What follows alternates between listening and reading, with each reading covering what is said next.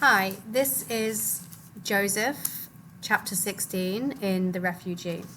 Last time we heard from Josef. He said, Josef backed away. He'd already forgotten about the stalls in the women's bathroom. If he and his family didn't make it to Cuba, if they weren't allowed in, where would they go? So this is when he overhears the two sailors talking about the possibility of not being allowed into Cuba. This chapter takes place on the bridge, and the bridge of the ship, and this is what a bridge of a modern ship looks like. Remember, this is 1939, so the bridge on the ship, the MS St. Louis, is not going to be as modern as this, but it will look something like this. Basically, it's the control room where everything happens on board in terms of like navigation and controlling the ship. Josef followed the small group of kids through the raised doorway onto the bridge of the St. Louis. The bridge was a narrow, curving room that stretched from one side of the ship to the other. Bright sunlight streamed in through 24 windows, offering a panoramic view of the vast blue-green Atlantic and wispy white clouds. Throughout the wood-decked room were metal benches with maps and rulers on them, and the walls were dotted with mysterious gauges and meters made of shining brass. There were a number of crewmen on the bridge, some of them wearing blue and white sailor uniforms, like the stewards, and 3 more in brass-buttoned blue jackets, with gold bands at the cuffs and blue officers' caps with gold trim. One of the regular sailors stood at a spoked steering wheel the size of a truck tire, which is huge, with handles sticking out all around it. It looked like the steering wheels Josef had seen in paintings of pirate ships, but this one was metal and connected to a big rectangular pedestal. The shortest of the 3 men, in fancy uniforms, strode over to the group with a big smile on his face. Josef recognized him from the Shabos service. "Welcome to the bridge, boys and girls. I'm Captain Schroeder." The captain shook each of their hands, even though none of them was older than 13. One of the parents on board the ship had arranged for a tour of the bridge and engine room for any children who wanted to attend, and 8 of them had signed up. Ruthie and Evelyn hadn't been interested, but Renata was there, along with a few of the other older kids. Captain Schroeder introduced them to his first officer and the other crew on the bridge and showed them what some of the gauges and dials meant. Josef listened eagerly. "This is the engine control room for the St. Louis," Captain Schroeder explained. "When we want to change speed, we grip these handles, slide them all the way forward, and then pull them back to the new setting." He smiled. "I'm not going to change the speed now, because we've got the engines set right where we want them." Josef noticed both handles were set to ahead, full. "Are we going full speed because we're racing 2 other ships to Cuba?" Josef asked.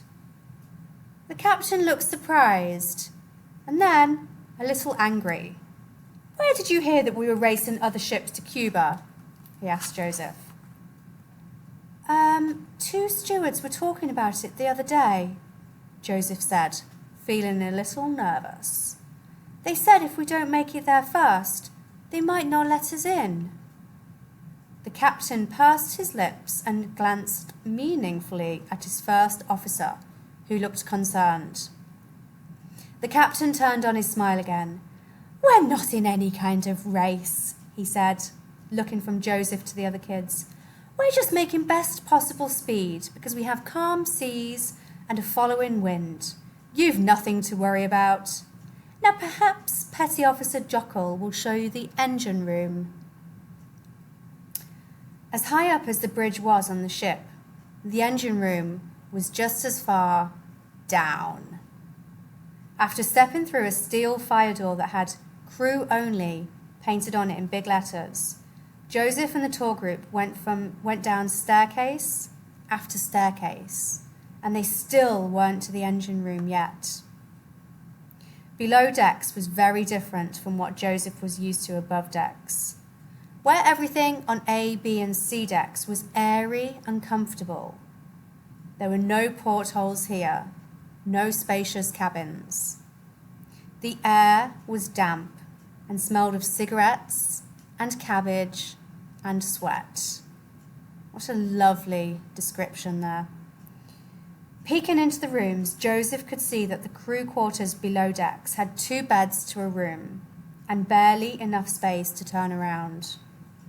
The hallways were narrow and the ceilings were low, so a feeling of claustrophobia here.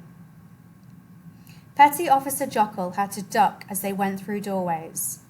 Joseph had never been afraid of tight places before, but the close living conditions made him uneasy.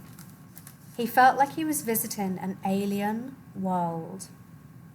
The 7 other kids must have felt the same way because they were all silent, even Renata. From down the hall came the sound of men singing, and Petty Officer Jockle slowed. As they got closer, Joseph recognized the tune. It was the Horst Wessel song, the anthem of the Nazi Party. Joseph's skin crawled, and he and the other kids looked at each other nervously. Joseph had heard the Horst Wessel song hundreds of times in the weeks following his father's abduction. It had gone overnight from an obscure song the Nazis sang at rallies to the unofficial anthem, the unofficial national anthem of Germany. And it was scary. The last time Joseph had heard the song was the day every single one of his neighbors had lined the street to salute as Nazi soldiers marched by. Petty Officer Jockle tried to slip the children past the little common room where the crewmen were drinking and singing, but suddenly someone in the room called out, "Stop! Passengers aren't allowed down here!" Jockle froze, and so did Joseph. One of the men got up from the table, a scowl on his face. He was a thick-set man with a bulbous nose, bulldog cheeks, and dark, heavy eyebrows. What a great description of that guy. A bulbous nose, bulldog cheeks, and dark, heavy eyebrows. Joseph knew that face from somewhere. Had he been their steward at dinner? Set up their beds one night? No, Joseph remembered. This was the man he had seen in the balcony the morning of the Shabbos service.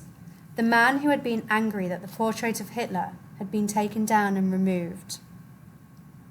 The man staggered a little, bumping into things as he tried to move through the tight little room.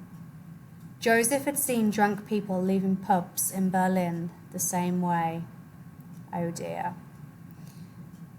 "The captain has given these children special permission to visit the engine room, Schiendick," Petty Officer Jockle told him. "The captain," Schiendick said, his voice dripping with disapproval. Even from where Joseph stood, he could smell the alcohol on his breath. "Yes," Jockle said, straightening, "the captain." On the wall of the common room, Joseph saw a bulletin board with Nazi slogans and headlines from the anti-Jewish newspaper Der Stürmer pinned to it. He felt a shiver of fear. "Jewish rats," Schiendick said, sneering at Joseph and the other kids.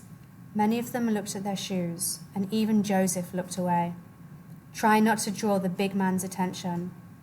Joseph clenched his fists, and his ears burned hot with frustration and embarrassment at his helplessness. After a few tense moments, Schiendick staggered back to his seat, the threat of the captain's rank still worth something, even so far away from the bridge. Petty Officer Jockle hurried the children along, and Schiendick and his fathers broke into another Nazi song, even louder than before. Joseph heard them sing, "When Jewish blood runs when Jewish blood flows from the knife, things will go much better. What a horrific song. Before Jockel ushered them down another flight of stairs.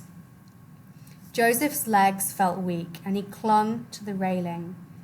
He thought they had escaped all of this on the Saint Louis, but the hatred had followed them even here, to the middle of the ocean. With its huge diesel engines and generators and dials and pumps and switches, the engine room should have been fascinating, but Joseph had a hard time getting excited about it. None of the other children were excited either. Not after what had happened with Schiendick.